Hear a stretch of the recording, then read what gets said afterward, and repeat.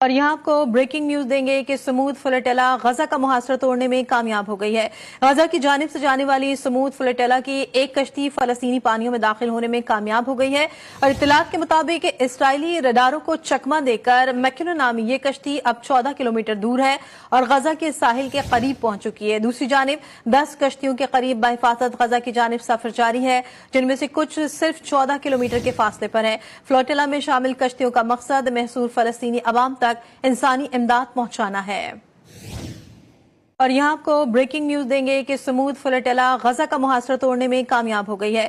غزہ کی جانب سے جانے والی سمود فلٹیلا کی ایک کشتی فلسطینی پانیوں میں داخل ہونے میں کامیاب ہو گئی ہے اور اطلاعات کے مطابق اسرائیلی ریڈاروں کو چکمہ دے کر میکنو نامی یہ کشتی اب 14 کلومیٹر دور ہے اور غزہ کے ساحل کے قریب پہنچ چکی ہے۔ دوسری جانب 10 کشتیوں کے قریب بحفاظت غزہ کی جانب سفر جاری ہے، جن میں سے کچھ صرف 14 کلومیٹر کے فاصلے پر ہیں۔ فلوٹیلا میں شامل کشتیوں کا مقصد محصور فلسطینی عوام تک انسانی امداد پہنچانا ہے۔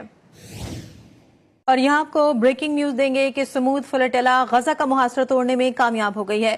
غزہ کی جانب سے جانے والی سمود فلٹیلا کی ایک کشتی فلسطینی پانیوں میں داخل ہونے میں کامیاب ہو گئی ہے اور اطلاعات کے مطابق اسرائیلی ریڈاروں کو چکمہ دے کر میکنو نامی یہ کشتی اب 14 کلومیٹر دور ہے اور غزہ کے ساحل کے قریب پہنچ چکی ہے۔ دوسری جانب 10 کشتیوں کے قریب بحفاظت غزہ کی جانب سفر جاری ہے، جن میں سے کچھ صرف 14 کلومیٹر کے فاصلے پر ہیں۔ فلوٹیلا میں شامل کشتیوں کا مقصد محصور فلسطینی عوام تک انسانی امداد پہنچانا ہے۔